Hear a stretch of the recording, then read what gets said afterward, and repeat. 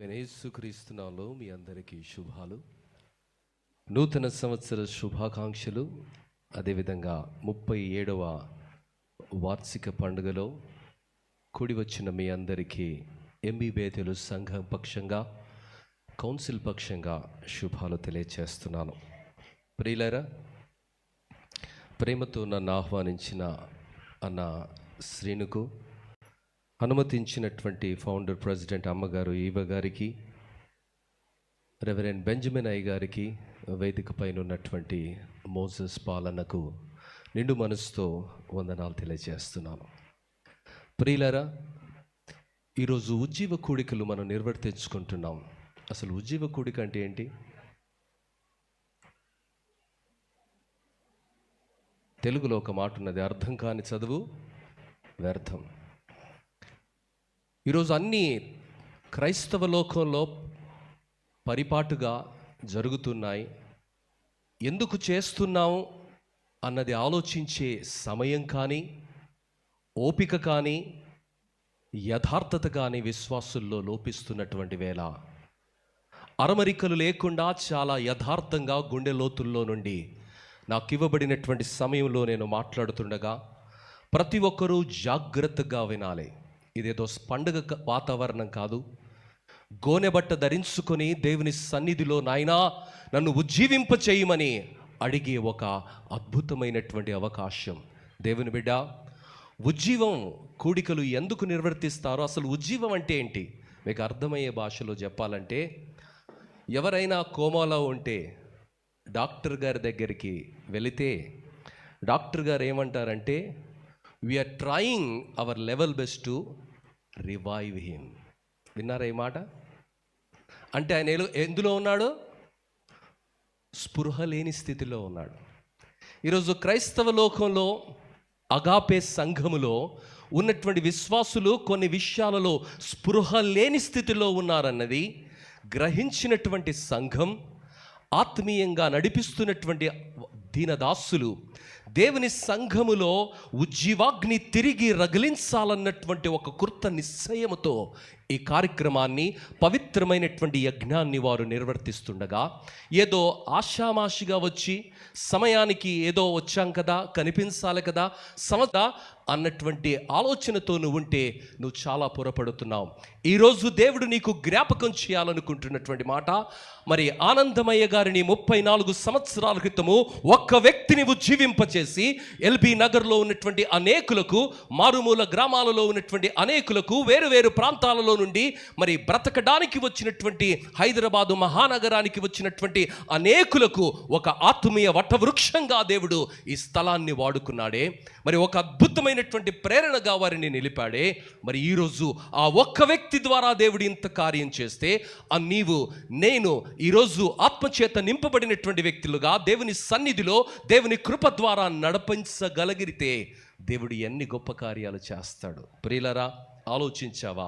The title for my message this evening is even with one God works wonders. ప్రియులారా, ఒక్కరితోనైనా దేవుడు, ఒక్కరితో కూడా దేవుడు అద్భుతాలను జరిగిస్తాడు. The reason that we don't have revival in our generation, we're happy to live without revival. ప్రియులారా, మన తరములో ఉజ్జీవాగ్ని ఎందుకు రగిలించబడటం లేదు, ఎందుకు మన తరములో అద్భుతాలు జరగటం లేదు అంటే, ఉజ్జీవం లేకుండా జీవించటం మనం నేర్చుకున్నాం. ఉజ్జీవం లేకుండా బ్రతకడానికి ఎలాంటి సందేహం లేకుండా మనం బ్రతుకుతున్నటువంటి వేళ, మరి చరిత్ర పుటల్లోనికి మనం వెళితే, సంఘము ఆవిర్భవించిన రోజు విశ్వాసులు అద్భుతమైనటువంటి రీతిలో ఉజ్జీవాగ్ని చేత నడిపించబడినటువంటి వారి జీవితాలు అనేకులకు ఆశీర్వాదకరంగా ఉన్నాయి.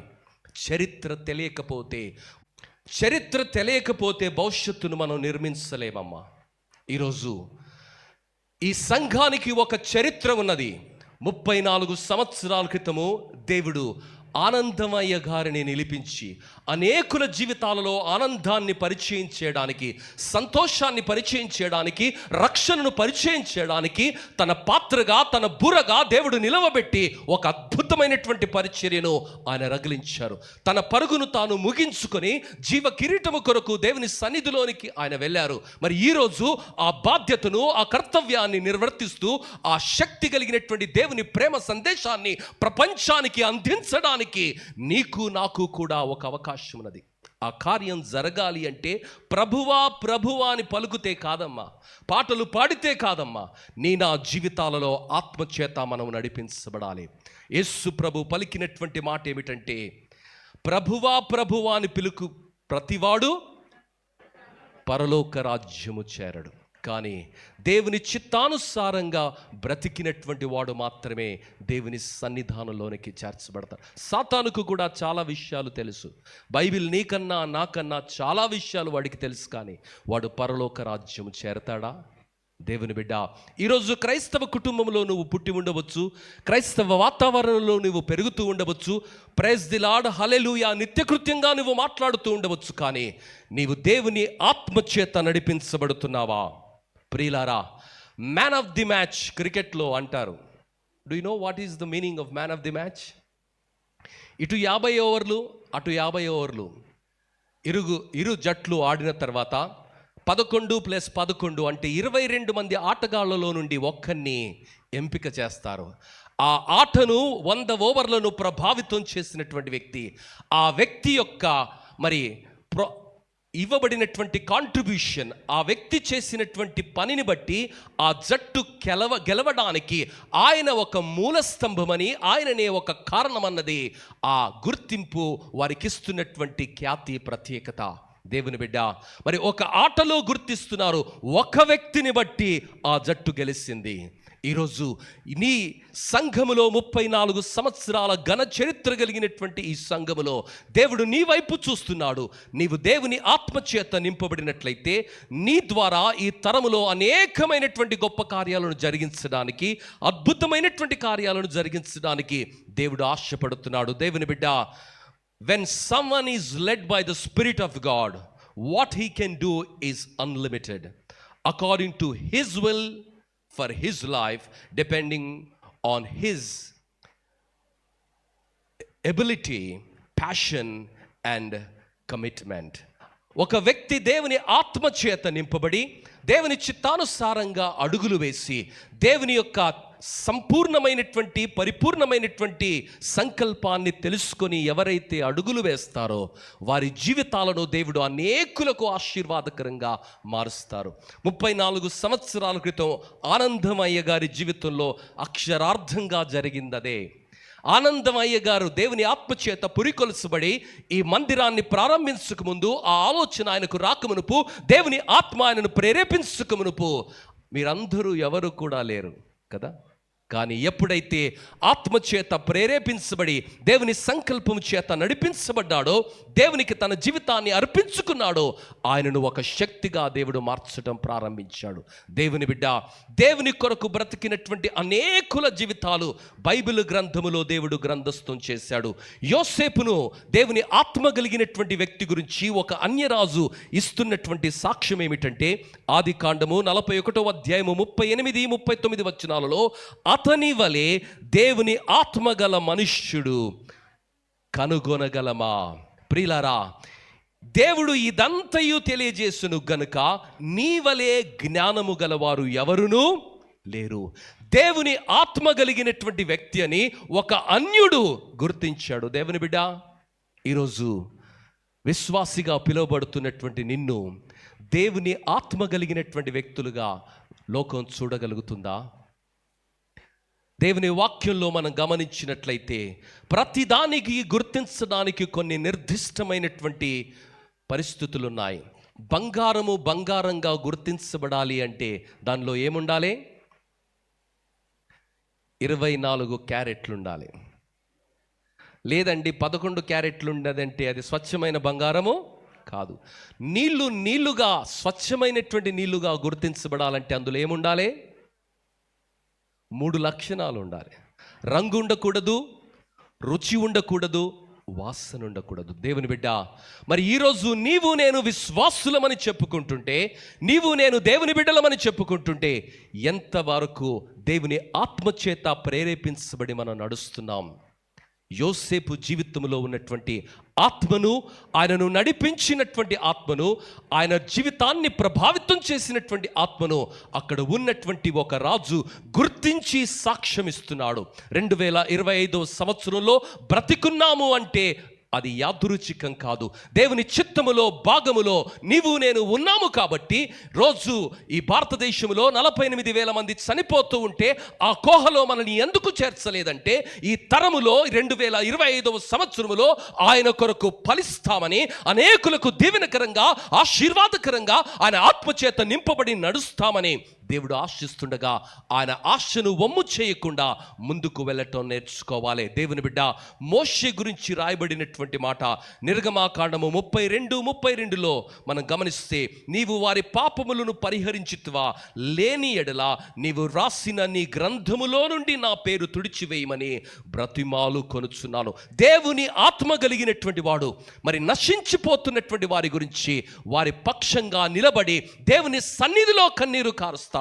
సంఘమా, ఈరోజు అనేకులు నిత్య నాశనం వైపు వెళుతుండగా, ఈరోజు నీ జీవితంలో ఆ భారాన్ని దయచేయమని, ఆ కన్నీటిని దయచేయమని, ఆ వేదనను దయచేయమని ఆయన సన్నిధిలో నశించుచున్న ఆత్మలను వెతికి రక్షించడానికి మనుష్య కుమారుడు ఎంత ప్రేమతో, ఎంత త్యాగముతో, ఎంత తగ్గింపుతో సిలువ పైన రిక్తునిగా చనిపోయాడో, ఆ ప్రేమ చేత నింపి అనేకుల కొరకు దేవుని సన్నిధిలో విజ్ఞాపన చేయడానికి, అనేకుల కొరకు దేవుని సన్నిధిలో కన్నీరు కార్వడానికి ఆ హృదయాన్ని నాకు దయచేయ ప్రభు అని ఈ ఉజ్జీవ కూడికలో నీవు అడుగుతున్నావా?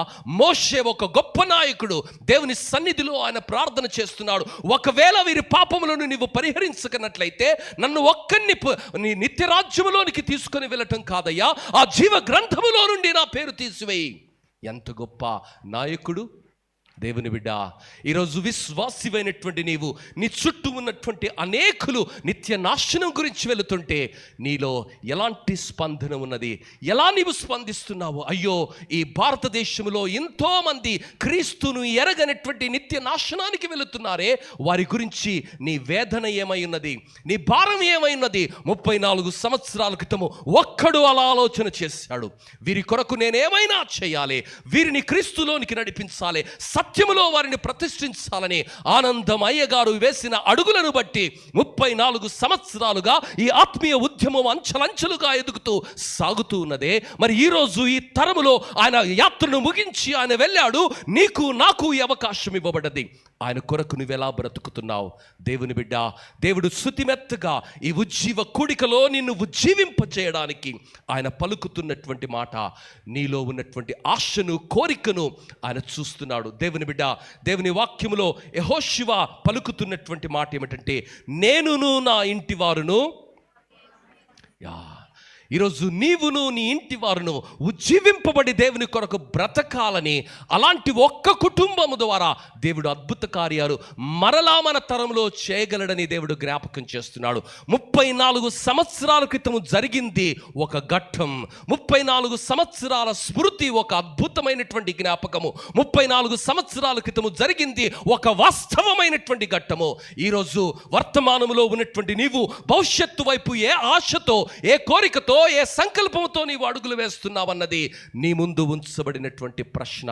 దేవుని బిడ్డ, ఆ రోజు ఆనందమయ్య గారు, ఈవా అమ్మ గారు దేవుని మాటకు విధేయత చూపించి దేవుని ఆత్మచేత నింపబడి, దేవా మా జీవితాన్ని నీకు సమర్పిస్తున్నామయ్యా, మా ద్వారా నీ కార్యాలను జరిగించుమని, నీ చిత్తమే మా జీవితంలో సిద్ధించునుగా కానీ అడుగులు వేసిన కారణాన్ని బట్టి ఇంత ఆత్మీయ సామ్రాజ్యాన్ని ఆయన మహిమ కొరకు ఆయన కట్టుకున్నాడే. మరి నీ జీవితాన్ని, నీ కుటుంబాన్ని, నీకు ఇవ్వబడుతున్నటువంటి అవకాశాలను వాడుకోవడానికి ఆయన సమర్థుడని. అలా వాడుకోవాలి అంటే నీవు ఉజ్జీవింపబడాలన్నది ప్రాథమికమైనటువంటి షరతుగా దేవుడు నీ ముందు ఉంచుతున్నాడు. ఈరోజు జ్ఞాపకం చేస్తున్నాడు. ప్రియులారా, రూతు ఒక అన్య కుటుంబంలో నుండి వచ్చింది. మోయాబు దేశంలో ఉన్నటువంటి ఒక అన్యురాలైనటువంటి రూతును కూడా దేవుడు వాడుకున్నాడు. కారణం ఏమిటంటే, రూతు సంపూర్ణమైన, పరిపూర్ణమైనటువంటి అవగాహనను ఆమె కలిగి ఉన్నది. ఆమె పలుకుతున్నటువంటి మాట, రూతు గ్రంథము 1వ అధ్యాయము 16వ వచనంలో వారి అత్తతో పలుకుతున్నటువంటి మాట, నయోమితో పలుకుతున్నటువంటి మాట ఏమిటంటే, నీ దేవుడే నా దేవుడు, నీ ప్రజలే నా ప్రజలు, నువ్వు ఎక్కడికి వెళతావో నేను అక్కడికి వస్తాను, నువ్వు ఎక్కడ మృతి చెందుతావో నేను అక్కడ మృతి చెందుతాను, నువ్వు ఎక్కడనైతే పాతి పెట్టబడతావో అక్కడనే నేను పాతి పెట్టబడతాను. ఒక అన్య కుటుంబంలో నుండి వచ్చి ఆ అత్తలో మరి అంత మార్పును, ఆ పరిస్థితిని గమనించినటువంటి ఒక మోయాబు స్త్రీ పలుకుతున్నటువంటి మాట, ఆమెను బట్టి దేవుడు అద్భుత కార్యాన్ని చేశాడు, మోషేని బట్టి దేవుడు అద్భుత కార్యాన్ని చేశాడు, యోసేపును బట్టి దేవుడు అద్భుత కార్యాన్ని చేశాడు, నెహమ్యాను బట్టి, ఎస్తేరును బట్టి, దానియేలును బట్టి, అనేకులను బట్టి దేవుడు అద్భుతమైనటువంటి కార్యాలను చేశారు. ప్రియులారా, మరి ఈ తరములో నిన్ను వాడుకోవడానికి దేవుడు ఆశపడుతున్నాడు. దేవుని ఆత్మ నిన్ను నడపనట్లయితే, నిన్ను నడిపే ఆత్మ ఏందో తెలుసా? అదే దేవుని వాక్యము ప్రసంగి గ్రంథము 9వ అధ్యాయము 18వ వచనం ఏమంటుందంటే, when someone is not led by the Holy Spirit, some other spirit will lead him. What he will do? Read it. ప్రసంగి గ్రంథము 9వ అధ్యాయం 18వ వచనం ఏమని సెలవిస్తుందంటే, కాగా చదువునారా?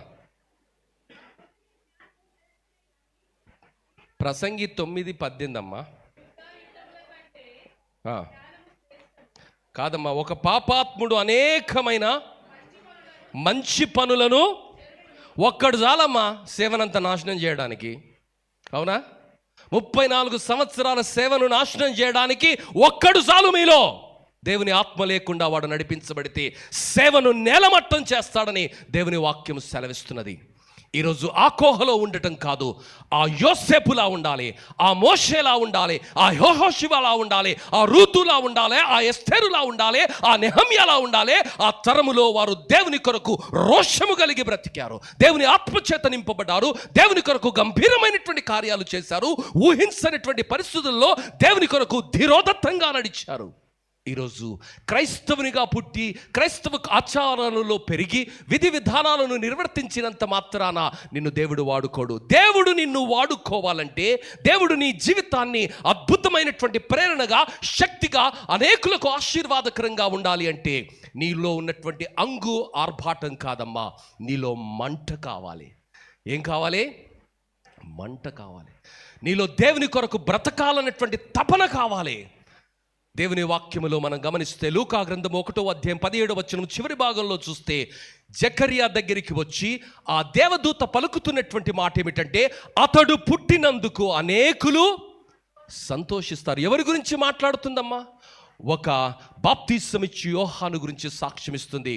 యోహాను సువార్త 5వ అధ్యాయం 35వ వచనంలో యేసు ప్రభు ఈ వ్యక్తి గురించి పలుకుతున్నటువంటి మాట ఏమిటంటే, అతడు మండుచు ప్రకాశించుచున్న దీపమై ఉన్నాడు. ప్రియులారా, ఆయనలో మంట ఉన్నది కాబట్టి ఆయనలో ప్రకాశం ఉన్నది. మంట లేని జీవితాలు ఏమిస్తాయి చెప్పరే? కట్టెల పొయ్యిలు బంద్ చేసి చాలా రోజులు అవుతుంది కదా. మంట లేకపోతే ఏమొస్తుంది? పొగ. కొన్ని క్రైస్తవ జీవితాలు ఎలా ఉన్నాయో తెలుసా? అంత పొగే, అంత గ్యాసే. వారి జీవితాల్లో ఎక్కడ యేసు ఊసే లేదమ్మా. అలాంటి జీవితాలు దేవుని కొరకు ఏం చేయవు. నీలో ఏ ఆత్మ ఉన్నది, నువ్వు ఏ ఆత్మ నడిపిస్తున్నదన్నది నువ్వు ప్రత్యేకంగా చెప్పవలసినటువంటి అవసరం లేదు. నీ క్రియలే అందుకు సాక్ష్యం ఇస్తాయి. సింపుల్ ఎగ్జాంపుల్, మనం ఏం తిన్నామో, ఏం తాగామన్నది, మనం వదిలే గాలి, మలం, స్వేదం, రుధిరం మనలో ఎంత ఏ మోతాదులో ఉన్నదో ఖచ్చితంగా చెబుతుంది కదా. రాత్రిపూట ఒక టెస్ట్ అవుతుంది, బ్రీత్ అనాలిసిస్ టెస్ట్. పోలీస్ ఆయన అంటాడు ఉఫ్ అని ఊదామంటాడు. ఊతే ఏమవుతుంది? అయ్యగారు ఎంత తాగాడు, ఏం తాగాడు తెలిసిపోతుంది అక్కడ. గాలి ఊతే ఎంత తాగాడు, ఏం తాగాడు తెలిసిపోతుంది. చెమటలో తెలిసిపోతుంది, రక్తములో తెలిసిపోతుంది, మలములో తెలుస్తుంది, మూత్రంలో తెలుస్తుందమ్మా నీవు ఏం తిన్నావో. ప్రియులారా, మరి నిన్ను ఏ ఆత్మ నడుపుతుందో నీ క్రియలు సాక్ష్యం ఇవ్వవా? దేవుని బిడ్డ, ఈ సాయంకాలం యథార్థంగా హృదయ పరిశీలన చేసుకుందాం. క్రైస్తవ కుటుంబాల్లోనే పుట్టి ఉండవచ్చు, క్రైస్తవ వాతావరణంలోనే పెరిగి ఉండవచ్చు, క్రైస్తవ విధి విధానాలలోనే జీవిస్తూ ఉండవచ్చు. కానీ ఏ ఆత్మ చేత నీవు నడిపించబడుతున్నావు? క్రీస్తు ఆత్మ లేనివాడు నా వాడు కాదని దేవుడే గంభీరంగా సాక్ష్యం ఇస్తున్నాడు. ఈరోజు నీవు క్రైస్తవుడుగా ప్రభువా అని పిలవటంలో అర్థం లేదు. దేవుని ఆత్మ నిన్ను నడిపించినట్లయితే నీ క్రియలు నీ గురించి సాక్ష్యం ఇస్తున్నాయి, నీ చుట్టూ ఉన్నవారు వాటిని గుర్తిస్తున్నారు. మరి ఈరోజు దేవుని ఆత్మ నీతో సూటిగా మాట్లాడుతున్నటువంటి మాట ఏమిటంటే, బాలుడు సహితము మరి ఆయన నడవడి శుద్ధమైనదో కాదో, యథార్థమైనదో కాదో తన చేష్టల వలన తెలియజేయను. సామెతలు 20వ అధ్యాయము 11వ వచనము. దేవుని బిడ్డ, ఈరోజు నా జీవితం ఎలా ఉన్నది? క్రైస్తవులను చూడాలి అంటే ఎక్కడికి వెళ్ళాలో తెలుసా?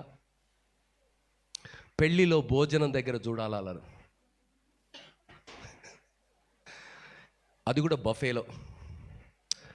ఇంకా కొంతసేపటి తర్వాత అది యుద్ధ భూమి లెక్క అయిపోతుంది. అక్కడనే ఆడనే తింటారు, ఆడనే వేస్తారు, ఆడనే తింటారు, ఆడనే వేస్తారు, అక్కడనే పట్టుకుంటారు, అక్కడనే తింటుంటారు. పక్క జరగమంటే కూడా పక్క జరగదు. ప్రియులారా, ఏ ఆత్మ ఉందా మన లోపల? భూకడి ఆత్మ, దేవుని ఆత్మ కాదు, భూకడి ఆత్మ. తిండిబోతులు, తాగుబోతుల గురించి అంటాం. వాడేదో రూమ్లో కూర్చొని తాగుతాడు, కానీ తిండిపోతాడు. అది ఎక్కడ పోయినా అందరికి ఇబ్బంది కలిగిస్తాడమ్మా. ప్రియులారా, ఈరోజు నీ ఆత్మ ఏది నిన్ను నడుపుతున్నది అన్నది నువ్వు గమనించాలి. దేవుని వాక్యము మత్తయి సువార్త 5వ అధ్యాయము 15 నుండి 20 వచనాల్లో దేవుని వాక్యం ఏమని సెలవిస్తుంది? By their fruit you can recognise them who they are. ప్రియులారా, నిమ్మకాయ అని ఎందుకు అంటున్నాం? పులుపు ఉంది, దానికి ఒక లక్షణం ఉంది, దానికి ఒక గుణం ఉంది. ప్రియులారా, మిరపకాయ అంటే ఏం జ్ఞాపకం వస్తుంది? సైజా, ప్రాంతమా? Only the taste, that is the character of a chilli. ప్రియులారా, ఈరోజు దేవుని వాక్యము సెలవిస్తున్నటువంటి మాట, నీవు నేను పరిశుద్ధంగా బ్రతకడానికి, యేసయ్యలా బ్రతకడానికి పిలువబడ్డాం. హల్లెలూయా. Not less than anything else. నువ్వు అచ్చం యేసయ్యలా బ్రతకాలి. ఎవడైతే సార్, సాధ్యమేడవుతుంది brother? It is not possible. ఎవడు చెప్పాడురా నీకు ఇట్ ఈస్ నాట్ పాసిబుల్ అని? ఎవడు నిన్ను వంచాడు? సాతానుడు నిన్ను వంచిస్తున్నాడు. It is possible to live like Jesus. ఆమేన్. అపోస్తులుడైనటువంటి పౌలు పలుకుతున్నటువంటి మాట, బైబిల్ తీయండి. లుక్, 1 కొరింథీయులకు రాసిన పత్రిక 11వ అధ్యాయం 1వ వచనంలో ఆయన పలుకుతున్నటువంటి మాట ఏమిటంటే, నేను చదివేది కరెక్ట్గా చదవండి, కరెక్ట్గా చదవండి, తప్పు. నేను క్రీస్తును పోలి నడుచుకొనుచున్న ప్రకారము. ఆ మాట చెప్పగలవా రివైవల్ మీటింగ్స్లో యవన తరానికి? అమ్మా చెప్పగలవా? అన్నా చెప్పగలవా? తమ్ముడు, నేను యేసయ్యలా బ్రతుకుతున్నాను రా, నా జీవితం మచ్చ లేకుండా ఉన్నదిరా, పరిశుద్ధంగా బ్రతుకుతున్నాను, తలంపుల్లో పరిశుద్ధంగా బ్రతుకుతున్నాను, మాటల్లో పరిశుద్ధంగా బ్రతుకుతున్నాను, చూపుల్లో పరిశుద్ధంగా బ్రతుకుతున్నాను, నడవడిలో పరిశుద్ధంగా బ్రతుకుతున్నాను, యథార్థంగా బ్రతుకుతున్నాను. ఇక్కడ ఇక్కడ ఇక్కడ ఒకే మాటను నేను కలిగి ఉన్నాను. నా జీవితంలో ద్వంద్వ స్వభావము లేదు. పరిశుద్ధాత్మ చేత నేను నడిపించబడుతూ ప్రభువు వలె, ప్రభువు కొరకు ఈ లోకములో, ఈ తరములో నేను బ్రతుకుతున్నాను, నన్ను మాదిరిగా తీసుకోమని చెప్పగలిగినటువంటి ఆత్మీయ వీరునిగా, ధీరునిగా ఈ సంఘంలో నీవు ఉన్నావా? లేనట్లయితే దేవుని ఆత్మ నీకు అవసరమైనది. దేవుని బిడ్డ, లూకా సువార్త 11వ అధ్యాయం 13వ వచనంలో యేసు ప్రభు పలుకుతున్నటువంటి మాట, పరిశుద్ధాత్మను నీవు అడిగితే దేవుడు ఏమిస్తాడట? కొలత లేకుండా పరిశుద్ధాత్మనిస్తాడు. మనం ఎప్పుడు అవే అడుగుతాం? బ్యాప్టిస్ట్ వాళ్ళం అడగం కదా. పెంతకోస్తోళ్ళం ఆ సార్ మేమేమన్నా? పెంతకోస్తోళ్ళమా? మాకెందుకు సార్ పరిశుద్ధాత్మ? ప్రియులారా, ఈరోజు పరిశుద్ధాత్మ లేకుండా ప్రభువు వలె బ్రతకడం అసాధ్యం. పరిశుద్ధాత్మ లేకుండా పరిశుద్ధంగా బ్రతకడం అసాధ్యం. పరిశుద్ధాత్మ లేకుండా ప్రభువు ఆలోచన అర్థం కావటం అసాధ్యం. పరిశుద్ధాత్మ లేకుండా ప్రభువు కొరకు జ్వాలగా బ్రతకడం అసాధ్యం. పరిశుద్ధాత్మ లేకుండా దేవుని కార్యాలను అర్థం చేసుకోవడం అసాధ్యం. పరిశుద్ధాత్మ లేకుండా ప్రభువు కొరకు ఈ లోకములో వెలగడం అసాధ్యం. క్రైస్తవ జీవితంలో నీవు బ్రతుకుతున్నావు. ఈరోజు ఈ ఉజ్జీవ కూడికలో దేవుడు నిన్ను సూటిగా అడుగుతున్నటువంటి ప్రశ్న ఏమిటంటే, పరిశుద్ధాత్మ చేత నీవు నింపబడ్డావా? ఆ రోజు ఒక అన్యరాజు ఆ యవనస్తునిలో ఉన్నటువంటి పరిశుద్ధాత్మను చూసి దేవుని నామాన్ని ఆయన మహిమపరిచాడే. ఈ చీకటి లోకములో నీ చుట్టూ ఉన్నటువంటి జనులు మీ సత్క్రియలను చూసి పరలోకమందున్నటువంటి మీ తండ్రిని మహిమపరచున్నట్లుగా వారి ఎదుట మీ సత్క్రియలు కనపరచుండి. దేవుని బిడ్డ, సత్క్రియ కనిపించాలి అంటే నీలో పరిశుద్ధాత్ముడు ఉండాలి. పరిశుద్ధాత్మ లేకుండా నీవు ప్రభువు కార్యాలను అర్థం చేసుకోలేవు. ప్రభువా అని ఆ రోజు దేవుని సన్నిధిలో నిలబడి నీ నామములో ప్రవచించలేదా? నీ నామములో అద్భుతములు చేయలేదా? నీ నామములో ఫలానా ఫలానా ఫలానా ఫలానా చాలా పనులు చేశామంటే దేవుడు ఏమంటున్నాడో తెలుసా? వారిని చూసి, అక్రమము చేయువారలారా నా యొద్ద నుండి వెళ్ళిపోండి. దేవుని బిడ్డ, ఈరోజు ఒకవేళ దేవుడు అదే మాట నీతో పలికినట్లయితే నీ స్థితి చాలా భయంకరంగా ఉంటుంది. ఆ రోజు ఆ తోటమాలి యజమానుడు వచ్చి 3 సంవత్సరాలు ఈ తోటలో ఇది వ్యర్థంగా ఉన్నది, నీరు పోసాను, నారు పోసాను, ఎరువు వేశాను, కానీ ఏమీ ప్రయోజనం లేదు, దీన్ని నరికి వేయమంటే తోటమాలి బ్రతిమలాడుతున్నాడు, అయ్యా ఒక్క అవకాశమే, ఇంకా పాదు చేస్తాను, నీరు పోస్తాను, ఎరువు వేస్తాను, ఈ సంవత్సరం అది కాపు కాస్తుందని ఆశతో అవకాశం ఇవ్వమని ఆ యజమానుని బ్రతిమలాడాడు. ఈరోజు ప్రభు అయినటువంటి యేసుక్రీస్తు తండ్రి కుడిపార్శ్వములో ఉండి 2025 సంవత్సరంలో నీవు ఉజ్జీవింపబడతావని, నీ కుటుంబం ఉజ్జీవింపబడుతుందని, సంఘములో సమాజములో ఆయన కొరకు నీవు ఒక జ్వాలగా జ్యోతిగా అనేకులకు దీవెనకరంగా మార్చబడతావని ఆయన ఆశిస్తున్నాడు. ఆ రోజు అపోస్తులుడైనటువంటి పౌలు సంఘములోనే ఉన్నాడు, సంఘ పరిచర్యలోనే ఉన్నాడు, ఆత్మీయ క్రమాలను ఎన్నో నిష్ఠగా చేస్తున్నాడు. కానీ వాటన్నిటిని బట్టి దేవుణ్ణి ఆయన దుఃఖపడుతున్నాడు, సంఘాన్ని ఆయన హింసిస్తున్నాడు. ఆయనను భరించినటువంటి వాడు, ఆయనను కరుణించినటువంటి వాడు, ఆయన కనులలో ఉన్నటువంటి పొరలను రాలగొట్టినటువంటి దేవుడు, ఆయన సాక్షిగా మార్చుకున్నటువంటి దేవుడు, మారని దేవుడు, ఆల్ఫా ఒమేగా అయినటువంటి దేవుడు ఈ సాయంకాలము నీతో సూటిగా మాట్లాడుతున్నటువంటి మాట, నిన్ను కూడా నేను వాడుకుంటాను. నీ బలహీనతల గురించి నేను చెడ్డగా మాట్లాడడానికి కాదు, నీ బలహీనతల గురించి, నీ వెనక జారుడు జీవితం గురించి అందరితో కోడై కూయడానికి కాదు, కానీ నిన్ను క్షమించి నిన్ను అర్థం చేసుకొని నీ జీవితాన్ని అద్భుతంగా నేను మార్చుతానని దేవుడు జ్ఞాపకం చేస్తున్నాడు. ప్రియులారా, యోహాను సువార్త 21వ అధ్యాయం 15వ వచనంలో మనం గమనిస్తే పేతురుతో దేవుడు పలుకుతున్నటువంటి మాట ఏమిటంటే, పేతురు నీవు నన్ను ప్రేమిస్తున్నావా? పేతురు నీవు నన్ను ప్రేమిస్తున్నావా?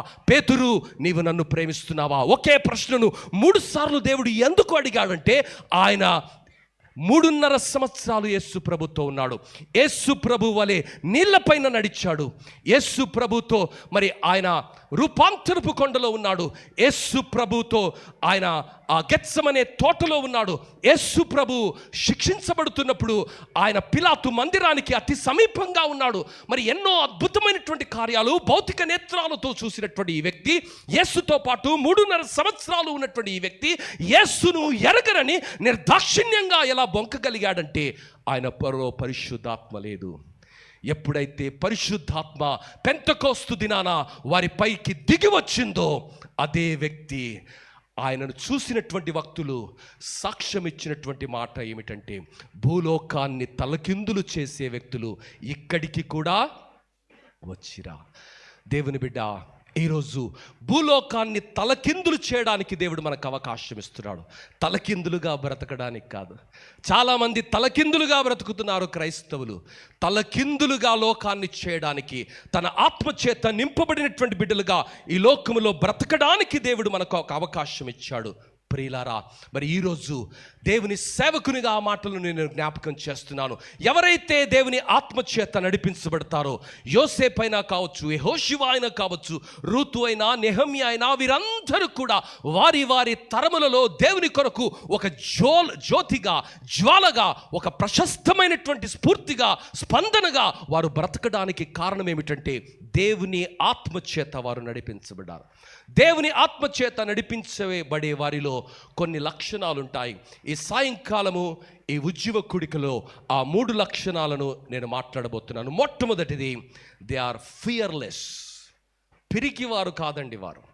రెండవది, they follow the word not the world. వారు దేవుని వాక్యాన్ని అనుకరిస్తారు, లోకాన్ని కాదు. మూడవది, దేవర్ ఫోకస్డ్. వారు వారి లక్ష్యము పైన ఏకాగ్రతను నిలిపేవారు.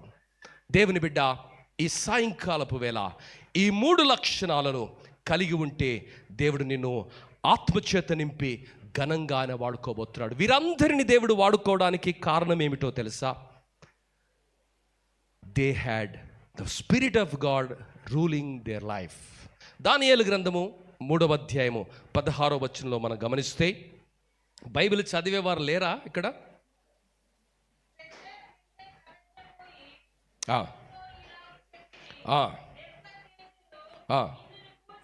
నెబుకద్నెజరు.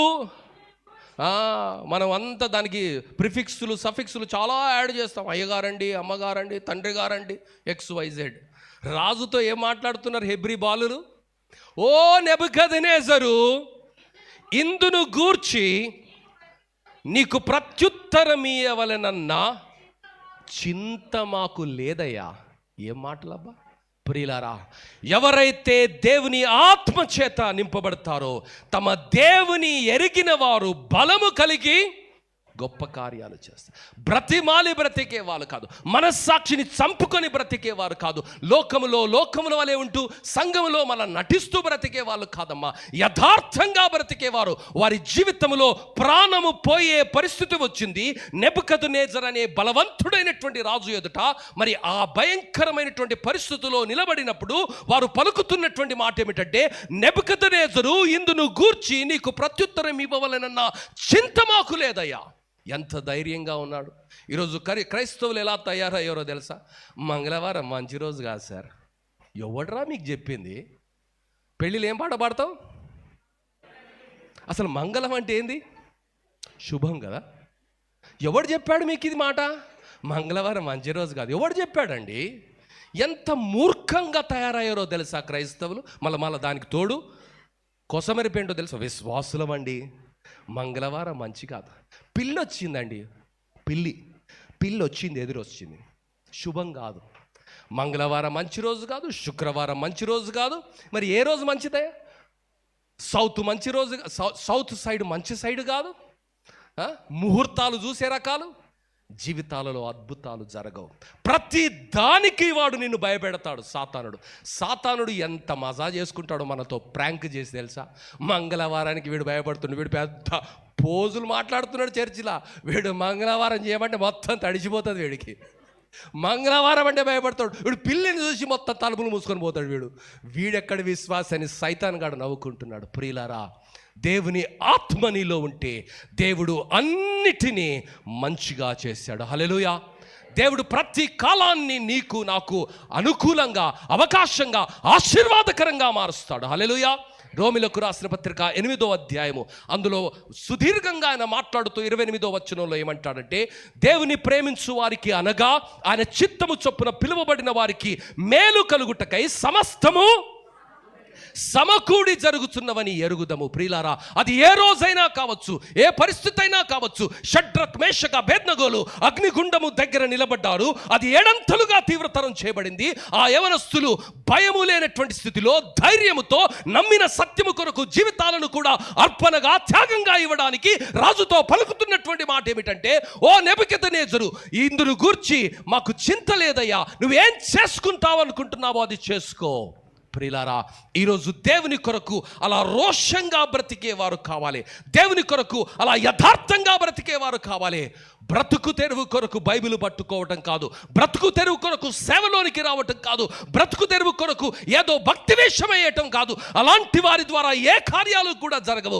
ఆనందమయ్య గారు 34 సంవత్సరాల క్రితము యథార్థంగా, నమ్మకంగా, పవిత్రంగా తన జీవితాన్ని దేవుని యొక్క బలిపీఠం మీద అర్పణగా పెట్టాడు. కాబట్టి ఆయన జీవితాన్ని బట్టి ఇంత పెద్ద పరిచర్యను దేవుడు ప్రారంభించాడు. అదే దేవుణ్ణి ఆరాధిస్తున్న నీవు దేవుని కొరకు ఏ పరిస్థితిలోనైనా రోషముగా ఆయన ఆత్మచేత నింపబడి నింపబడి అడుగులు వేస్తే నీ జీవితాన్ని కూడా దేవుడు వాడుకుంటాడని, నీ జీవితాన్ని కూడా అనేకులకు ఆశీర్వాదకరంగా మారుస్తారని. ఆ ఆనందమయ్య గారి యొక్క మరి చరిత్ర ముగిసిపోయింది, ఆయన అవకాశం ముగిసిపోయింది. జీవ కిరీటము కొరకు దేవుని సన్నిధిలో ఆయన నిరీక్షిస్తుండగా, నీకు నాకు అవకాశం ఉండగా, గొంతులో ప్రాణం ఉండగా ప్రభువు కొరకు రోషము కలిగి బ్రతకాలని దేవుడు ఆశపడుతున్నాడు. షడ్రక్ మేషక్ అబేద్నెగోలు ఈ సాయంకాలము వారి జీవితాల ద్వారా మనల్ని ప్రోత్సహిస్తున్నాడు. దేవుని ఆత్మ కలిగినటువంటి వారిలో సుస్పష్టంగా కనిపించే లక్షణం ఏమిటంటే, ఏ పరిస్థితుల్లో కూడా వారు భయపడరు. దేవుని బిడ్డ, లూకా సువార్త 12వ అధ్యాయం 4వ వచనంలో యేసు పలుకుతున్న మాట ఏమిటంటే, లూకా సువార్త 12వ అధ్యాయం 4వ వచనం, నేను చెప్పునది ఏమనగా,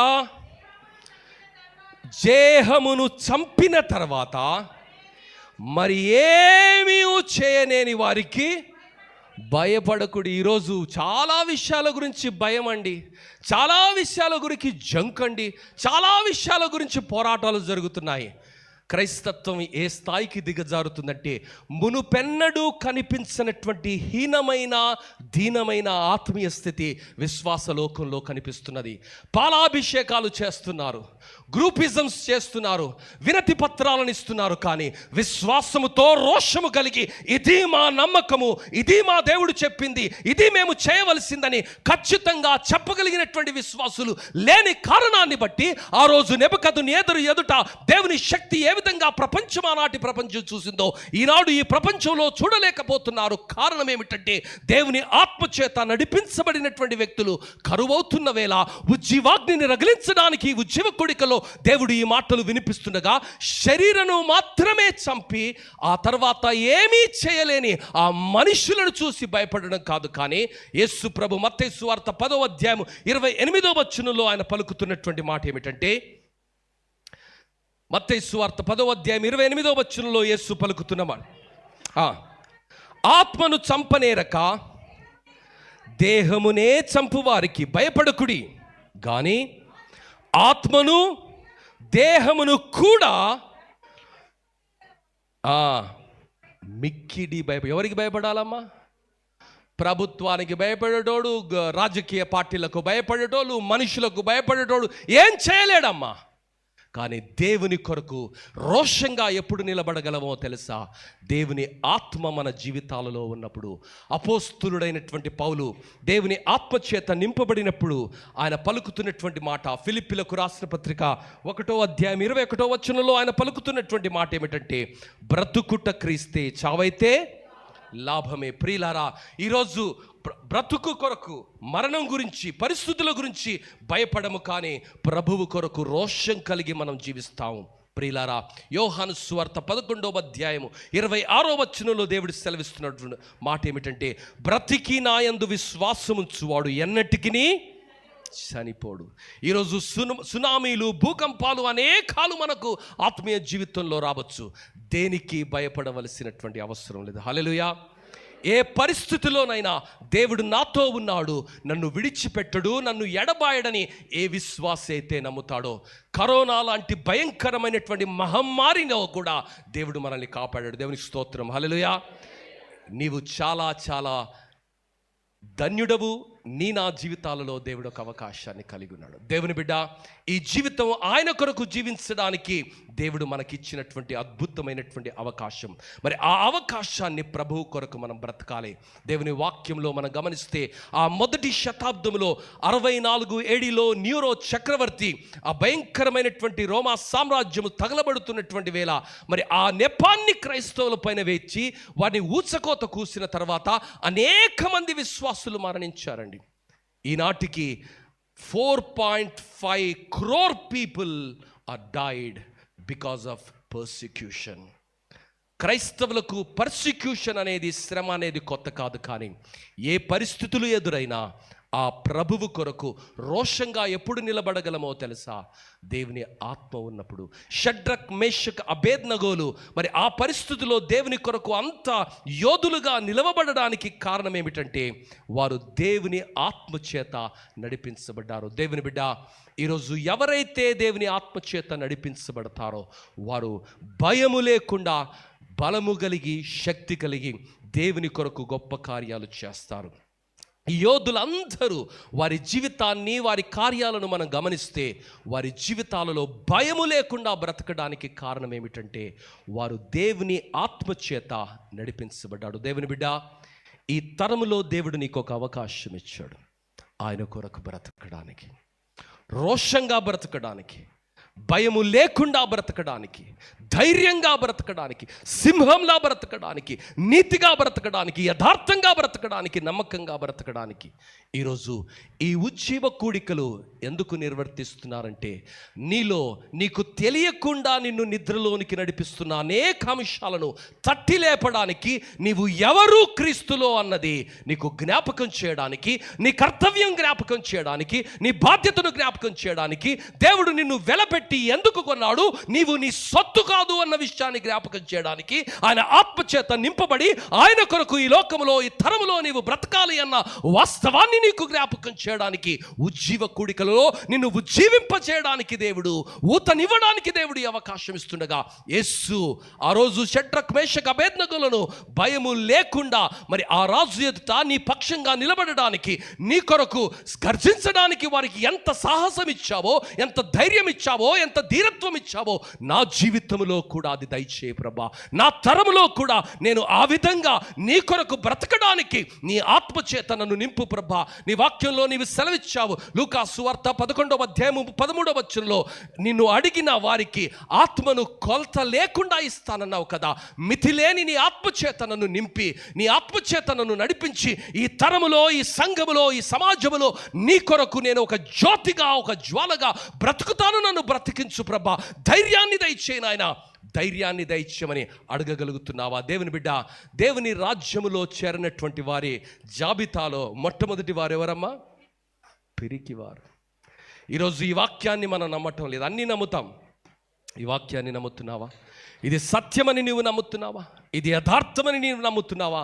నమ్మితే ఏ పరిస్థితులు ఎదురైనా నిన్ను కొన్న దేవుడు, నిన్ను కన్న దేవుడు నిన్ను విడిచిపెట్టడని, అది అగ్నిగుండమైనా కావచ్చు, అది సముద్రమైనా కావచ్చు, అది లోయ అయినా కావచ్చు, అది అవమానమైనా కావచ్చు, అది కన్నీరైనా కావచ్చు, అది అయోమయమైనా కావచ్చు, వాటన్నిటిలో నుండి విడిపించగలిగిన సమర్థుడైన దేవుడు నాలో ఉన్నాడని ఎవరైతే నమ్మి ఆత్మచేత ఒప్పించబడి నడుస్తారో వారి జీవితాలను దేవుడు అనేకులకు ఆశీర్వాదకరంగా, దీవెనకరంగా మారుస్తాడు. రెండవ లక్షణము, వారిలో కనిపించే రెండవ లక్షణం ఏమిటంటే they follow the word, not the world. ఈరోజు చాలా లోకములో ఉన్నటువంటి పద్ధతులు మనం చేస్తున్నాం. మిమ్మల్ని సూటిగా ఒక ప్రశ్న అడుగుతా, 21వ రోజు ఎందుకు చేస్తారు? చేస్తున్నారు కదా. 21st day cradle ceremony, you call it, you name it, whatever it is. Why on 21st day? Have you ever thought on these grounds? తాత చేశాడు, మా నాన్న చేశాడు, నేను చేశాను. ఒక చిన్న మాట చెప్పను మీకు. చిన్నప్పటి నుంచి మనం ఒక కథ విన్నాం కదా. ఏం కథ? కాకి, కుండ, నీళ్ళు, రాళ్ళు, ఎండ. ఒకసారి ఒక తాతగారు దగ్గరికి మనవడెళ్ళి, తాత అమ్మమ్మ లేదు తాత, కథ చెప్తుంది అమ్మమ్మ ఉంటే అప్పుడే నేను నిద్రపోతా, ప్లీజ్ కథ చెప్పవా అంటే, తాతలంటే జర సీరియస్ టైప్ కదా, ఏయ్ కుజా వడుగా, తాత సీరియస్గా అంటాడు. తాత తాత ప్లీజ్ తాత, తాత మంచోడు కదా, ఏ పడగా. అంటే వాడు ఎట్లనో అట్లనో చేసి, తాత కథలు బడక్, అమ్మమ్మకి అన్ని కథలు చెప్పే పెళ్ళి చేసుకున్నావంట. ఇక తాతకు చాలా ఫీలింగ్ వచ్చేసింది. ఇంకా ఆయన సినిమా డైరెక్టర్లు ఉంటారు కదా, వాళ్ళ పేర్లు ఏమి, ఆ లెవెల్లో ఫీల్ అయ్యి ఇంకా నరేషన్ స్టార్ట్ చేశాడు. అనగనగనగనగనగనగనగనగనగనగనగా ఒక కారు అడవి, భయంకరమైనటువంటి ఎండలో ఒక కాకి కావు కావు అని తిరుగుతుంటే, నీటి కొరకు అది అలమటిస్తుంటే కూజలో కొన్ని నీళ్లు కనిపించాయి. తలుక్కున ఒక మెరుపు లాంటి ఆలోచన వస్తే గులకరాలను ఏరుకొని వచ్చి ఆ కూజలో వేసింది. ఆ కూజలో అడుగులో ఉన్నటువంటి నీళ్లు పైకి తేలితే తాగి తుర్రున ఎగిరిపోయింది అని చెప్పగానే మనవడు చప్పట్లు కొట్టి కేరింతలతో, తాత ఏం చెప్పావు తాత కదా అని అంటాడని అనుకున్నాడు. కానీ అలా జరగలే. మనవడు తాత వంక ప్రశ్నార్థకంగా చూస్తున్నాడు. ఏరా అర్థం కాలేదా అన్నాడు తాత. అర్థం కాలే, ఒక విషయం అన్నాడట. అందులో ఏముందిరా విషయం? రాళ్ళు నీళ్ళు కాకి ఎండ అడవి కూజ.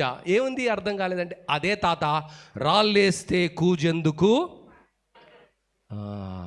తాతకు ఫ్యూజులు ఎగిరిపోయాయి. ఫ్యూజులు ఎగిరిపోయి తాత ఏమన్నాడు, మా ముత్తాత మా తాతకు చెప్పినప్పుడు, మా తాత మా తండ్రికి చెప్పినప్పుడు, మా తండ్రి నాకు చెప్పినప్పుడు, నేను నీ తండ్రికి చెప్పినప్పుడు మాకు తట్టలేదురా. ఈ ఆలోచన మాకు తట్టలేదు.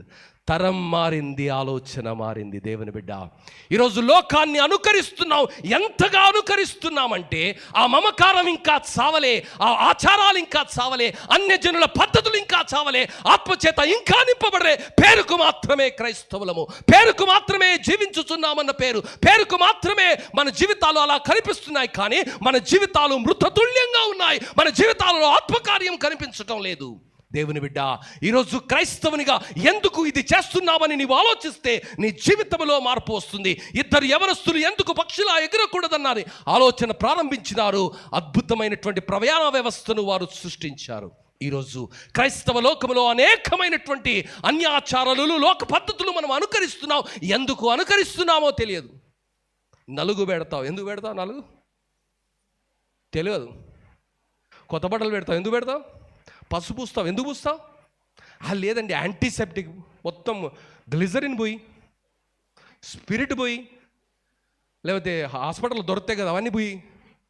ప్రియులారా, ఎందుకు చేస్తున్నామో తెలియదు. ఒక్కసారి కూడా కూర్చొని ఇది ఎందుకు చేస్తున్నానని ఆలోచిస్తున్నామా? దేవుని బిడ్డ, ఈరోజు దేవుని ఆత్మచేత లేనివాడు ప్రతిదానికి లోకంతో కాంప్రమైజ్ అవుతాడు. లోకం కదా బ్రదర్, లోకంలో ఉన్నాం కదా బ్రదర్. లోకములో ఉన్నా నీవు లోకానికి చెందినవాడవు కదా. హల్లెలూయా. లోకములో నుండి ప్రత్యేకంగా నీవు ఏర్పరచబడ్డావు. అపోస్తులుడైనటువంటి పేతురు ఒకరోజు లోకముతో రాజీ పడినటువంటి వ్యక్తి, యేసును ఎరగనటువంటి వ్యక్తి, ఆత్మచేత నింపబడిన తర్వాత ఆయన రాసిన మొదటి లేఖలో ఆయన పలుకుతున్నటువంటి మాట, 2వ అధ్యాయము 9వ వచనంలో ఆయన పలుకుతున్నటువంటి మాట ఏమిటంటే, చీకటిలో నుండి ఆశ్చర్యకరమైనటువంటి తన వెలుగులోనికి మిమ్మును పిలిచిన వాని గుణాతిశయములను ప్రచురము చేయ నిమిత్తము రాజులైన యాజక సమూహముగా ప్రత్యేకమైన సొత్తైన ప్రజలుగా దేవుడు ఏర్పరచుకున్నాడు. రాజీపడి బ్రతకడానికి, మనస్సాక్షిని అమ్ముకొని బ్రతకడానికి, మనస్సాక్షిని చంపుకొని బ్రతకడానికి కాదు, కానీ రోషంగా బ్రతకడానికి, యేసయ్యలా బ్రతకడానికి, అవసరమైతే ఆ శిలువ మరణం కూడా సంతోషంగా చిరునవ్వుతో స్వీకరించడానికి, యేసు కొరకు లోకముతో రాజీ పడకుండా ప్రభువు వలె ప్రభువు కొరకు బ్రతకడానికి దేవుడు మనల్ని ఏర్పరచుకున్నాడు. దేవుని బిడ్డ, దేవుని ఆత్మ కలిగినటువంటి వారిలో ఈ లక్షణాలు కనిపిస్తాయి. ఒక చిన్న బిడ్డ తల్లిని అడిగిందట, అమ్మా జీవితం అంటే ఏంటి? చిన్న బిడ్డకి ఎలా చెబితే అర్థమవుతుందో తల్లికి తెలుసు. కాబట్టి ఆ తల్లి అన్నదట, పుట్టినప్పుడు శ్వాస ఉంటుందిరా, పేరు ఉండదు. చనిపోయినప్పుడు పేరు ఉంటుంది, శ్వాస ఉండదు. శ్వాసకు పేరుకు మధ్య జరిగిన మహాప్రస్థానమే జీవితం. ఈరోజు ఆనందయ్య గారు ప్రాణం పోయింది, కానీ పేరు మాత్రం నిలిచిపోయింది. ఈరోజు కొంతమందిని చూస్తే, బ్రదర్ నన్ను గుర్తుపట్టలేదా? ఇంకా దానంత దరిద్రమే లేదు. బ్రతికుండగానే గుర్తుపడతలేరా బ్రై నిన్ను? ఆ జీవితం ఎలా? అలాంటి జీవితం కాదు. చనిపోయిన నీ జీవితము ద్వారా, నీ సాక్ష్యము ద్వారా తరతరాలకు నీవు ఆశీర్వాదకరంగా ఉంటావు. ఈరోజు ఎప్పుడైతే దేవుని ఆత్మచేత నీవు రాజీ పడకుండా అడుగులు వేస్తావో ఆ జీవితాలను దేవుడు వాడుకుంటాడు. ప్రియులారా, యోసేపు అన్నలందరూ రాజీ పడ్డారండి, 11 మంది ఒక్కని చంపడానికి. రాజీ పడలేదు. ప్రభువు చేత 17 సంవత్సరాల యవనస్తుడు తొలి యవనంలో ఉన్నాడు. 13 సంవత్సరాల కఠిన శ్రమలలో రాజీ పడలేదండి. ఒక అందమైన ఆవిడ వచ్చి నాతో శయనించమని ప్రతిరోజు ఆయనను పెట్టిన రాజీ పడలేదు. ప్రభువు కొరకు ఆయన వాడబడ్డాడు. దేవుని బిడ్డ, మరి ఈరోజు నా జీవితంలో దేవుడు మనల్ని వాడుకోవాలి అంటే రాజీ పడటం కాదు, కానీ ప్రభువు కొరకు బ్రతకటం నేర్చుకోవాలి. Fear leads to compromise. Compromise corrupts your character and makes you powerless. ఈరోజు మనల్ని బలహీనులుగా చేయడమే సాతానుని యొక్క ఆలోచన. ఈరోజు బలహీనులుగా బ్రతకడానికి కాదు, కానీ బలవంతులుగా ఫలభరితమైనటువంటి జీవితాన్ని బ్రతికించడానికి తన వాగ్దానము చేసినటువంటి ఆత్మచేత నడిపించడానికి దేవుడు ఆశపడుతున్నాడు. ప్రియులారా, దేవుని వాక్యములో మనం గమనించినట్లయితే న్యాయాధిపతుల గ్రంథము 7వ అధ్యాయము 1-8 వచనాల్లో గిద్యోను గురించి మనం ఆలోచన చేస్తే 32,000 మందితో ఆయన యుద్ధానికి వెళ్ళడానికి ఆశపడుతుంటే దేవుడు అంటాడు, భయపడే వారిని తీసేమన్నారు. ఎంతమంది వెళ్ళిపోయారమ్మా? 22,000 మంది ఒకే దెబ్బకి వెళ్ళిపోయారు. ఎంతమందికి భయం అవుతుందంటే 32 మంది పైలవాళ్ళ లెక్క వచ్చారు. ఎంతమందికి భయపడుతుంది? చేతులు ఎప్పుడంటే మొత్తం వెళ్ళిపోయారు. 22,000 మంది, 10,000 మంది ఉన్నారు. 10,000 మంది కూడా దేవుడు అన్నాడు, అరే వీళ్ళు కూడా చాలా ఎక్కువ బాస్, వీళ్ళు కూడా ఒక టెస్ట్ పెట్టు, వాళ్ళ శీలానికి ఒక టెస్ట్ పెట్టు, వాళ్ళ క్యారెక్టర్కి ఒక టెస్ట్ పెట్టమన్నాడు. ఎవరైతే కుక్క వలె గతకకుండా నీళ్లు తాగుతారో వాళ్ళను ప్రత్యేకించమన్నాడు. గతికి కాంప్రమైజ్ అయినటువంటి వాళ్ళు 9,700 మంది, గతకకుండా అన్కాంప్రమైజ్డ్గా నీళ్లు తాగినటువంటి వాళ్ళు 300 మంది. ఆ 300 మందితో దేవుడు యుద్ధమే చేయకుండా అద్భుత విజయాన్ని ఇచ్చాడు. హల్లెలూయా. It is always a test to your character. దేవుడు నా గుణశీలాలను ప్రతిరోజు పరిశీలన చేస్తాడు, ప్రతి సందర్భంలో పరిశీలన చేస్తాడు. సాక్ష్యం చెప్పమంటే 1947లో ఏమైంది అంటే, మరి ఇప్పుడు ఏమైంది రాబాయ్? ఎప్పుడో బీసీలు కథ చెప్తావే. ఫోన్లో సాఫ్ట్వేర్ అప్డేట్ అవుతుందా చెప్పరేంటి అమ్మా? అందరు ఫోన్లు నా ఒక్కరికి ఉన్నట్టు చేస్తారు. అవుతుంది కదా సాఫ్ట్వేర్ అప్డేట్. ఐఫోన్స్లో సాఫ్ట్వేర్ అప్డేట్ అవుతుంది. సాఫ్ట్వేర్ అప్డేట్ కాకపోతే ఏమవుతుంది? ఫోన్ ఏం చేస్తుంది? పిచ్చిగా ప్రవర్తిస్తుంది. మన భాషలో చెప్పాలంటే క్రాంకీగా పనిచేస్తుంది, హ్యాంగ్ అవుతుంది, పని చేయదు. కానీ సాఫ్ట్వేర్ అప్డేట్ చేస్తే పర్ఫెక్ట్గా పనిచేస్తుంది కదా. ఈరోజు ఎందుకండి యవనస్తులు కనిపించటం లేదు? అంత పెద్దోళ్ళే కనిపిస్తున్నారు. యవనస్తులు ఎవరు? చిన్నపిల్లలు కనిపిస్తారు, అమ్మలు కనిపిస్తున్నారు, నాన్నమ్మలు కనిపిస్తారు. ఎందుకు? Where are the young people except the choristers and musicians. ఆ మ్యూజిషియన్స్ కూడా ఎక్కడ పోయినారేమో. యవనస్తులు ఎందుకు కనిపించట్లేదు? ఎందుకంటే మనం అప్డేట్ అవుతలేం. మా తరంలో 1947లో తెలుసా, మేము ఏం చెప్తే బాబు ఫోనే అప్డేట్ అవుతుంది, నువ్వు అప్డేట్ కాకపోతే you will lose the young generation. దేవుని ఆత్మచేత అప్డేట్ యువర్ సెల్ఫ్. యేసు ప్రభు పరలోకాన్ని నుంచి దిగి వచ్చి ఆ సమాజంలో ఆయన ఇమిడిపోయాడండి. ఆ పరిస్థితుల్ని అర్థం చేసుకున్నాడు. వేశ్య దగ్గరికి వెళ్ళి ఏ వేశ్య లోపల మార్పును తీసుకొని రావడానికి ఆయన పలికిన పలుకులే కారణమండి. తప్పిపోయిన కుమారుడు తండ్రి దగ్గరికి తిరిగి పరుగు తీసి రావడానికి కారణం ఏమిటంటే తండ్రి ప్రేమను ఆయన అర్థం చేసుకున్నాడు. ఈరోజు క్రైస్తవ సమాజంలో యవనస్తులు ఎందుకు రావటం లేదు? ఆరాధనకు సమయానికి ఎందుకు రావటం లేదంటే we're not updating ourselves. We have to update ourselves with the word of God. నశించిపోతున్న వారి గురించి వేదన మనకు కావాలి, కన్నీరు మనకు కావాలి, మరి ఆ దేవుని మనస్సు మనకు కావాలి. దేవుని బిడ్డ, దేవుని ఆత్మచేత ఎవరైతే నింపబడతారో లోకముతో రాజీ పడకుండా ప్రభువు ప్రేమతో వాళ్ళు అడుగులు వేస్తారు, అద్భుత కార్యాలు జరిగిస్తారు. మూడవదిగా చివరిదిగా they are focused on the goal. They are focused on the goal. ప్రియులారా, మరి సెల్ ఫోన్లో డీపీ పిక్చర్ ఉంటుంది, which is called display picture. DP picture అందరు డీపీలు మంచి నవ్వుకుంటూ ఫోటోలు పెడతారు కదా, అవి మారుస్తూ ఉంటారు, మళ్ళీ రోజు మారుస్తాను, నేను కూడా మారుస్తాను అనుకో. Nothing wrong in it. ప్రియులారా, why we want to expose our focus. ప్రియులారా, ఈరోజు ఫోటోగ్రఫీ, తమ్ముడు ఫొటోస్ తీస్తున్నాడు, వాడు ఎటు వస్తుంది తర్వాత రాత్రికి చూడాలి. నేను ఫోటోగ్రాఫర్ ఇంతమందిలో నన్ను ఒక్కనే కాన్సన్ట్రేట్ చేస్తున్నాడు, నాదే కనిపిస్తుంది ఇప్పుడు లైవ్లో కదా. ప్రియులారా, that is called focus. Focus చేయకపోతే ఏదేదో తీస్తుంటారు కదా.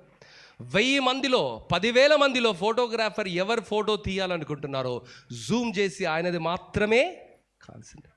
ఈరోజు ఇంతమంది లోకంలో బ్రతుకుతున్నారు కదా, అంతమంది దేని కొరకు బ్రతుకుతున్నారో నీకు నాకు అవసరం లేదు. కానీ దేవుని ఆత్మచేత నింపబడిన నీవు నేను యేసయ్య కొరకు బ్రతకాలి. హల్లెలూయా.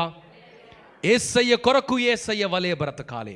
ఈరోజు ఈ వాక్యాన్ని నమ్మి యథార్థంగా ఖచ్చితంగా బ్రతికే వాళ్ళను దేవుడు ఆ తరములో ఆశీర్వాదంగా నిలుపుతాడు. దేవుని బిడ్డ, 5 రొట్టెలు 2 చేపలు ఇచ్చిన వాని జీవితం నాకు ఎప్పుడూ ఇన్స్పైరింగ్ జీవితం. వాని పేరు బైబిల్లో దేవుడు ఎందుకు రాయించలేదు?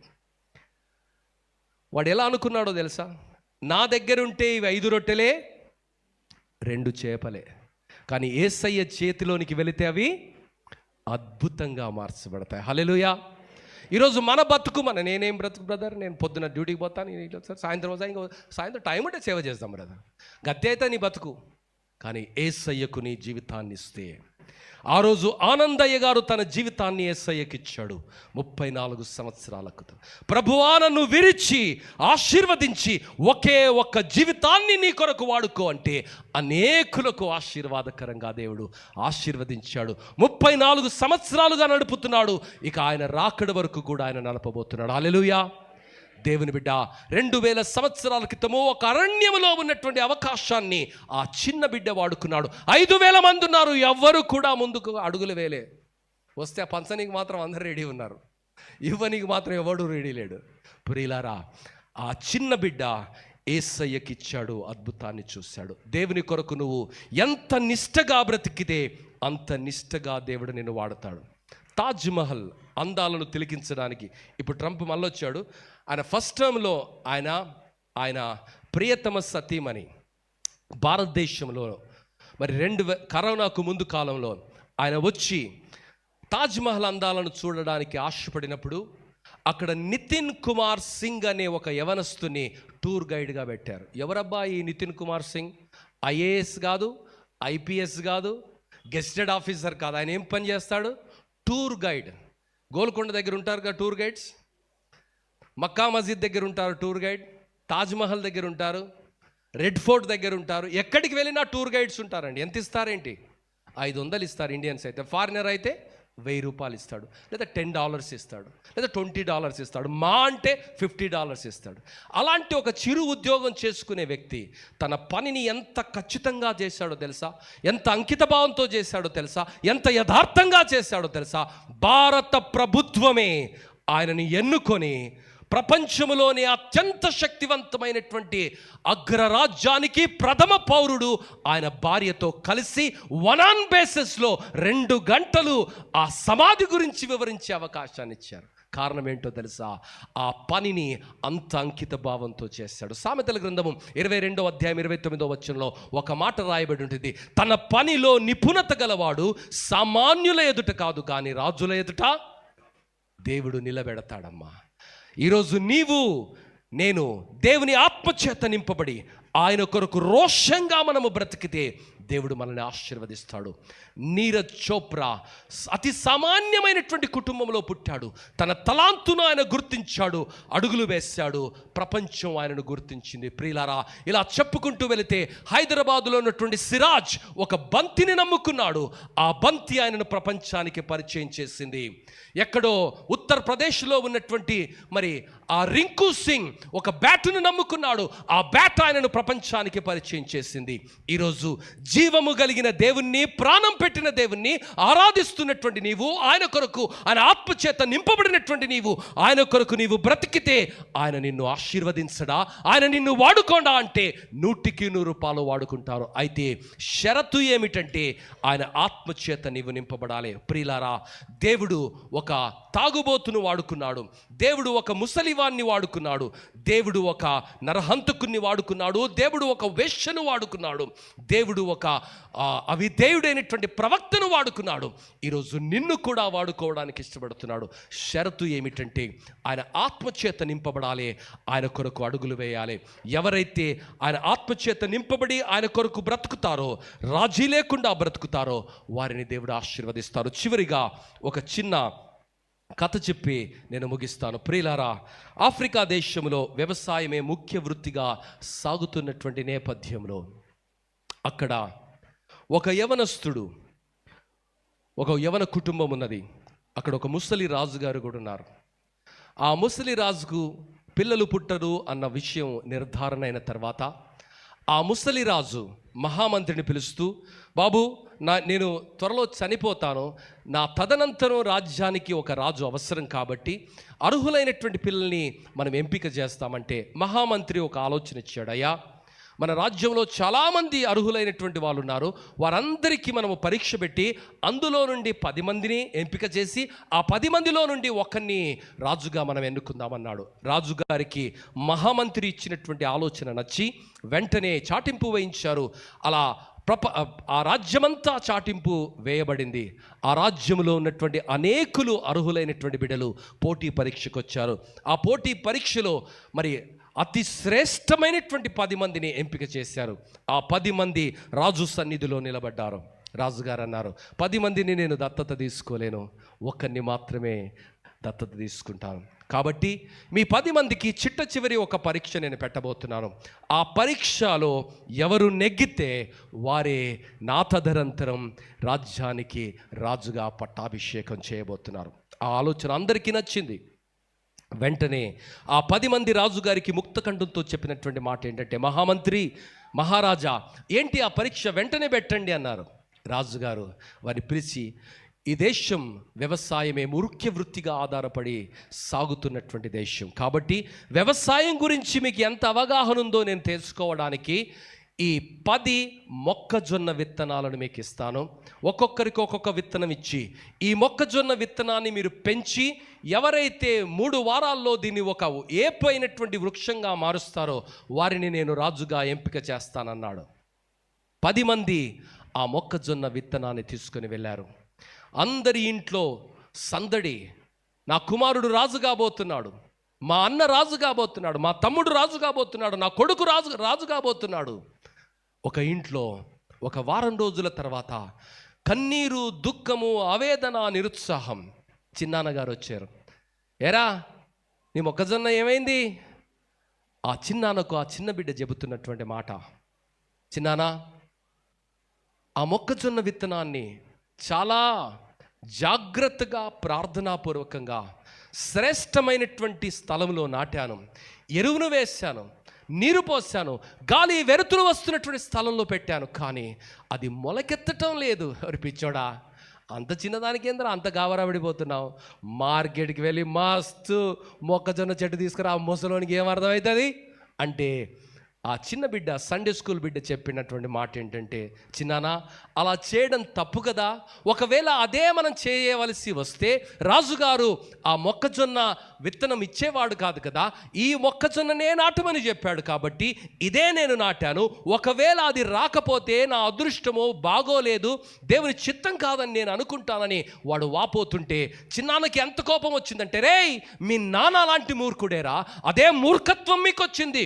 దేవుడు మీకు ఒక అవకాశం ఇచ్చాడు, బ్రతకడానికి అవకాశం ఇస్తే బుద్ధిహీనంగా మీరు ప్రవర్తిస్తూ మీకు లౌక్యము తెలియదు, లోకము తెలియదు, పరిస్థితులు తెలియదని అనరాని మాటలని మీ జీవితాలను ఎవరూ కూడా బాగు చేయలేరురా, మీ బ్రతుకులు ఇంతే అని వారి నీతిని, యథార్థతను నీరుకారుస్తూ అవమానపరుస్తూ ఆ పిన్నాన్న ఆ స్థలంలో నుండి వెళ్ళిపోయాడు. 21వ రోజు వచ్చింది. రాజు సన్నిధిలో అందరూ నిలబడ్డారు. ఆ చిన్న బిడ్డ చివరిగా ఏమీ మొలకెత్తనటువంటి బోడి తొట్టితో ఆయన నిలబడ్డాడో. చివరిగా మొట్టమొదటి వ్యక్తి దగ్గరికి రాజుగారు వచ్చారు. బాబు, నేనిచ్చిన విత్తనమే నువ్వు నాటావా? ఆ యవనస్తుడు అన్నాడు, అవును మహారాజా, నీవిచ్చిన విత్తనాన్నే నేను నాటాను. నాకున్నటువంటి అనుభవాన్ని బట్టి, నా కుటుంబ నేపథ్యాన్ని బట్టి అదంతా వెచ్చించి ఈ చెట్టును ఇంత అందంగా నేను పెంచాను. Wow, very good. రెండవ వ్యక్తి దగ్గరికి వచ్చాడు. బాబు, నేను ఇచ్చినటువంటి మొక్కజొన్న విత్తనాన్ని నువ్వు వేసావంటే వీడు ఇంకొక అడిగేసి, అవునయ్యా నువ్వు ఇచ్చినటువంటి మొక్కజొన్న విత్తనాన్నే వేశాను, చూడు కాయ కూడా కాస్తుంది. వావ్, 21 రోజుల్లో కాయ కూడా కాసిందా? ఎస్. అలా 9 మంది దగ్గరికి వెళ్ళాడు. అందరు అదే సమాధానం ఇచ్చాడు. చిట్ట చివరి బిడ్డ గజగజ వణుకుతూ రాజుతో అంటున్నాడు, అయ్యా నువ్వు నాకు ఒక అవకాశం ఇచ్చావు, అది నేను చేజార్చుకున్నాను. కష్టపడ్డాను 21 రోజులు, మంచి స్థలంలో విత్తనాన్ని వేశాను, ఎరువు వేశాను, నీరు పోసాను, కానీ నా అదృష్టమో దురదృష్టమో అది పండలేదు, అది ఎదగలేదు. అప్పుడు అక్కడ ఉన్నటువంటి మనుషులందరూ అపహాస్యం చేస్తుంటే ఈ రాజుగారు వాని చేతిని పట్టుకొని పైకి లేపి, నా తదనంతరం వీనేనే రాజు అంటే, ఆ రాష్ట్రంలో ఆ దేశంలో ఉన్న ప్రజలందరూ ఈ పిచ్చివాడైపోయాడు, ఈ ముసలోడికి బుద్ధి లేకుండా పోతున్నది, మరి మొక్కజొన్ననే పెంచడానికి తెలియనోడు రాజుగా ఎలా పరిపాలన చేస్తారని అపహాస్యం చేస్తున్న వేళ రాజుగారు మరి గట్టిగా గంభీరంగా పలికినటువంటి మాట ఏమిటో తెలుసా?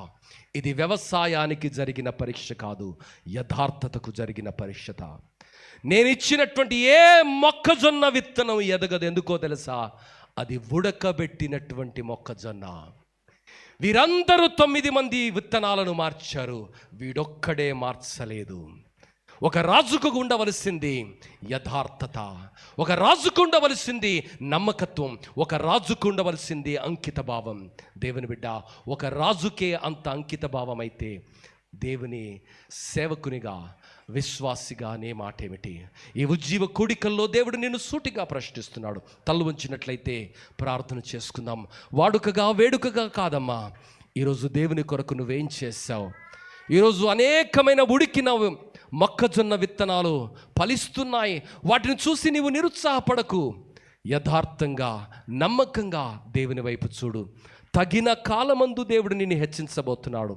తగిన కాలమందు ఆయన నిన్ను దీవించబోతున్నాడు. తగిన కాలమందు దేవుడు నీ యొక్క నీతిని, నీ యొక్క యథార్థతను ప్రపంచానికి పరిచయం చేయబోతున్నాడు. దేవా, ఈరోజు నన్ను ఈ ఉజ్జీవ కూడికలో నీ ఆత్మచేత నింపు నాయన. ఎవరైతే నీ ఆత్మచేత నింపబడతారో, ఎవరైతే నీ ఆత్మచేత నడిపించబడతారో, వారు శక్తి కలిగి బలమైన కార్యాలను, గొప్ప కార్యాలను, గంభీర కార్యాలను చేస్తుందని నేను విన్నాను. అలాంటి వ్యక్తులు నిర్భయంగా జీవిస్తారు, అలాంటి వ్యక్తులు వాక్యాన్ని అనుసరిస్తారు, అలాంటి వ్యక్తులు లక్ష్యం వైపుగా యథార్థంగా నడుస్తానని విన్నాను. మరి అలాంటి జీవితం నాకు దయచేయమని ఈరోజు నీవు ప్రార్థిస్తే, నీ కుడి చేతిని పైకెత్తమ్మా, దేవుడు నిన్ను ఆశీర్వదించబోతున్నాడు, నీ కుటుంబాన్ని ఆశీర్వదించబోతున్నాడు, నీ బిడ్డల్ని ఆశీర్వదించబోతున్నాడు. అమ్మా, సంవత్సరాలుగా వస్తున్నావు కానీ నీ జీవితంలో మార్పు కనిపించడం లేదు. కారణం ఏమిటంటే పరిశుద్ధాత్ముడు నీ జీవితంలో మరి ప్రవేశించి నీ జీవితాన్ని మార్చడానికి ఇష్టపడుతున్నాడు. ఆ రోజు హన్నా 19 మంది కుమార్తెలను కలిగి ప్రతిరోజు మోకాలుండి ప్రార్థన చేసింది, ఆత్మచేత నడిపించబడింది. ఆ కుటుంబంలో నుండి ప్రపంచ చరిత్రను మార్చగలిగినటువంటి 2 దైవ సేవకులు ప్రపంచానికి పరిచయం అయ్యారు. ఈరోజు ఒక అద్భుతమైన ఆత్మీయ వారసత్వం కలిగినటువంటి మరి ఈ సంఘములో దేవుడు పలుకుతున్నటువంటి మాట, ఆత్మ లేనివాడు నా వాడు కాదు. ఎందరైతే ఆత్మచేత నడిపించబడతారో వారందరూ దేవుని కుమారులు అనిపించబడతారు. ఈరోజు ఆ ఆత్మను దేవా నాకు దయచేయి, ఆ ఉజ్జీవాగ్నిని నాకు దయచేయి ప్రభా. నీ సన్నిధిలో నీ కొరకు నేను జీవిస్తానయ్యా. నామకార్థ జీవితంలో నుండి, వేషధారణ జీవితంలో నుండి, మనుషులను సంతోషపరిచే జీవితంలో నుండి నన్ను విడిపించి నిన్ను సంతోషపరిచే జీవితము, నీ కొరకు బ్రతికే జీవితము, నిన్ను అనుకరించే జీవితము, నీ వలె బ్రతికే జీవితాన్ని నాకు దయచేయమని నీవు ప్రార్థన చేస్తుంటే దేవుడు నీ ప్రార్థన వినడానికి, ఆ రోజు పేతురుని క్షమించి వాడుకున్న దేవుడు నిన్ను వాడుకోవడానికి ఆయన ఆశపడుతుండగా ఈ అవకాశాన్ని సద్వినియోగం చేసుకుందాం. అమ్మా, ఈ లోకములో వేషధారులు ఎక్కువైపోయారు, యథార్థవంతులు తక్కువైపోతున్నారు. ఆ వేషధారను చూసి అదే జీవితం అనుకుంటున్నావా? ఆ చిన్న బిడ్డను చిన్నాన్న అవమానపరిచాడు, అపహాస్యం చేశాడు, కానీ ఆ కాలము వచ్చిన వేళ రాజుగారు గుర్తించి ఆయనను అభినందించాడు. ఈరోజు నీ జీవితాన్ని గుర్తించి అభినందించే రోజు రాబోతుంది. యథార్థంగా రాజీ పడకుండా ప్రభు కొరకు జీవించి తరించే కృప దేవుడు ప్రసాదించునుగాక. పరలోకమందున్న మా మంచి తండ్రి, మీకు వందనాలు స్వామి. ఈ ఉజ్జీవ కూడికలో ఉజ్జీవింపబడిన ప్రతి బిడ్డను ఒక శక్తిగా నీవు వాడుకునండి, ఒక ప్రేరణగా నీవు వాడుకునండి, ఒక ఆశ్చర్యంగా నీవు వాడుకునండి. ఈ తరములో ఆ రోజు ప్రభా 34 సంవత్సరాల క్రితము నీ దాసుని నిలువబెట్టి ఒక శక్తిగా, ఒక ఆనందంగా, ఒక పండగగా, ఒక సంబరంగా, ఒక అద్భుతమైన మాదిరిగా, ప్రేరణగా వాడుకున్న దేవా, ఈరోజు ఈ ఉజ్జీవ కూడికలో ఉజ్జీవింపబడిన ప్రతి బిడ్డను, తన స్థితిని చూసిన ప్రతి బిడ్డను నీ సన్నిధిలో యేసు నన్ను కరుణించమని ఆ రోజు గుడ్డివాడైనటువంటి బర్తలోమై ఏ విధంగా ఎలుగెత్తి కన్నీటితో అర్జించాడో అలా అర్జిస్తున్న ప్రతి బిడ్డను ఈ ప్రార్థన ఆలకించి అద్భుతమైనటువంటి శక్తిగా ఉజ్జీవింపచేసి తరంలో వాడుకోమని, వెత్తబడిన వాక్యాన్ని నీరు కట్టి ఫలింపచేయమని, సంఘాన్ని, సంఘ కాపరులను, వ్యవస్థాపక అధ్యక్షురాలని ప్రభా, మరి సంఘ కార్యవర్గాన్ని, క్వైరు వారిని, ప్రతి ఒక్క ఒక్కరిని దీవించి ఈ రోజు నుండి మరొక ఆత్మీయ స్థాయిలోనికి వారు ఎదిగి నీ కొరకు ఫలించి అనేకులను నడిపించే కృప, రాజ్యంలో చేర్చగలిగినటువంటి ఉద్యోగాగ్ని చేత వారిని రగిలించుమని, ఆ రోజు పేతురు వర్తమానంలో తొలి వర్తమానంలో 5,000 మంది, మరొక వర్తమానంలో 3,000 మందిని ఏ విధంగా ఆత్మచేత పరిశుద్ధాత్మ ప్రేరణ చేత మార్చావో అలాంటి అద్భుతమైనటువంటి అనుభవంలోనికి ఈ సంఘాన్ని, విశ్వాసులను నడిపించి ఆశీర్వదించి కృపలో భద్రపరిచి దీవించుమని, విత్తబడిన వాక్యాన్ని నీరు కట్టి ఫలింపు చేయమని యేసు నామములో అడుగుతున్నాము తండ్రి. ఆమేన్. Thank you.